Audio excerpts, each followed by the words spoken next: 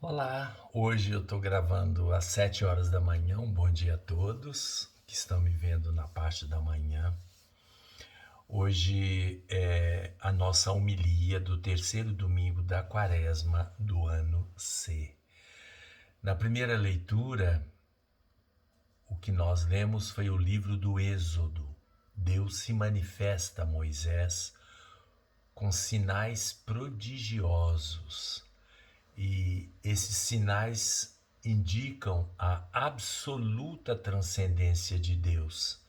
A única coisa que Moisés vê é uma sarça que arde sem se consumir. Chamou a atenção dele. Isso é uma teofania.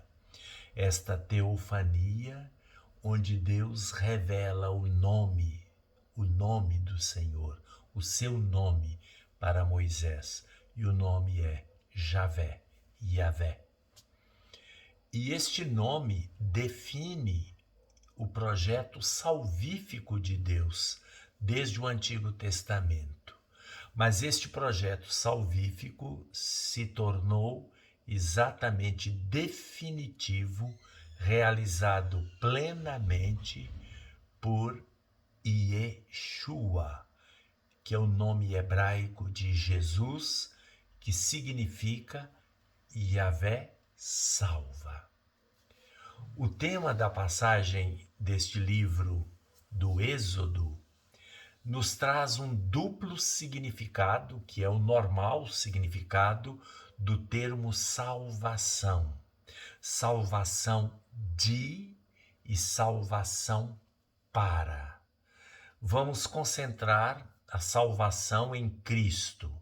Jesus Cristo e Yeshua HaMashiach, que é Cristo, nos libertou da escravidão do pecado e da morte para a comunhão com Deus, a ser vivida na plenitude, na nossa pátria definitiva, onde corre leite e mel.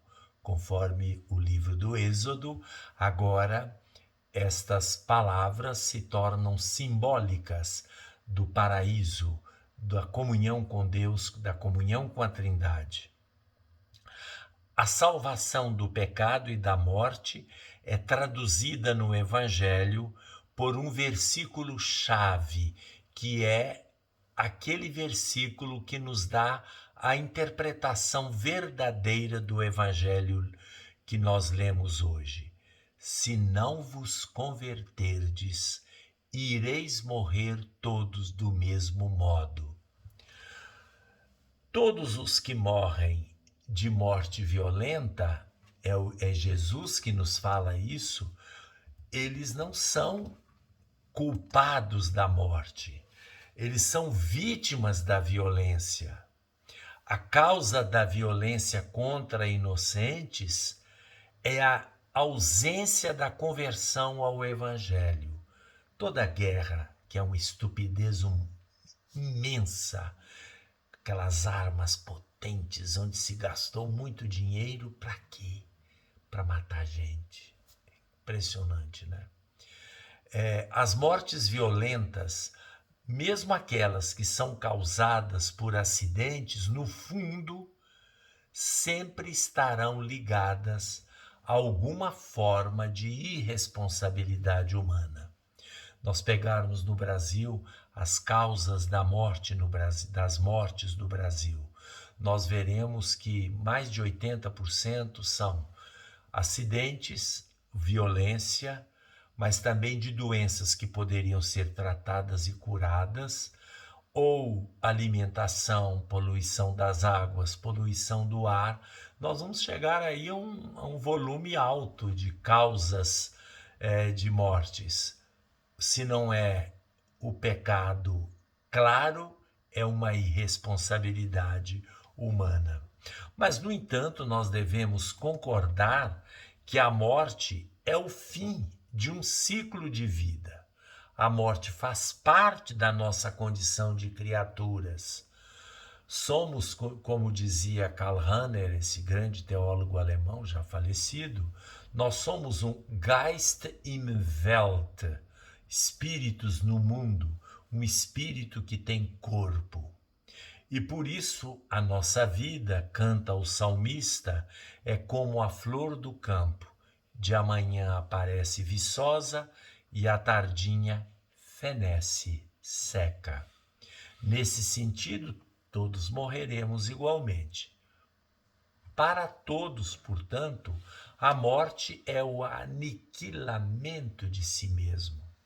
A experiência humana da morte é traduzida por uma ruptura radical do nosso modo atual de ser e de existir, uma interrupção dolorosa e traumática das relações mais profundas, mais afetuosas que nós temos.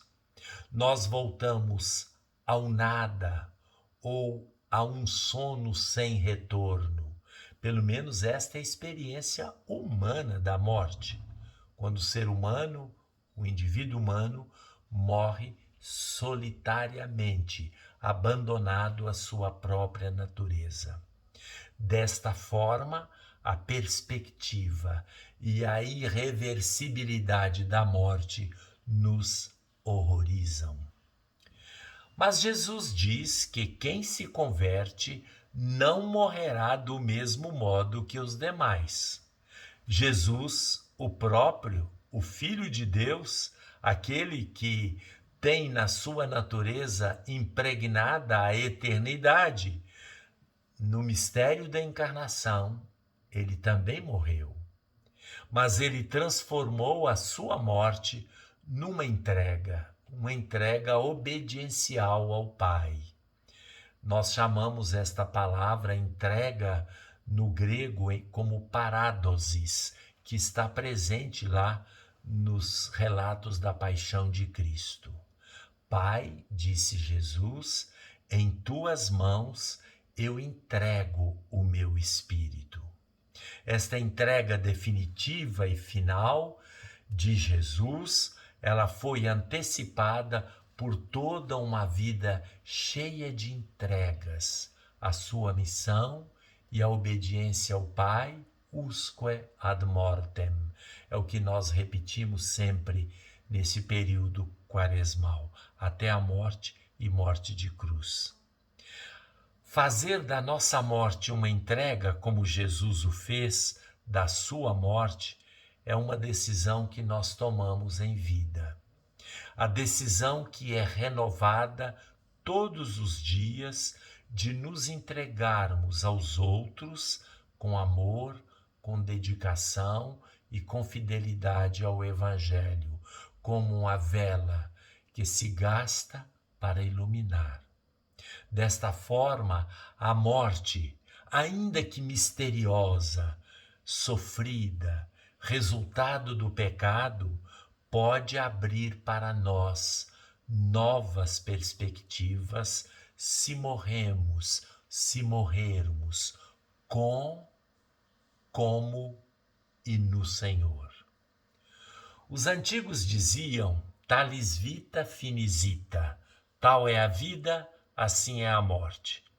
Se vivermos em ruptura constante com o nosso egoísmo nesta vida, nós estamos nos preparando para uma ruptura definitiva e a nossa entrega radical ao Pai quando nós morrermos para esta vida terrena.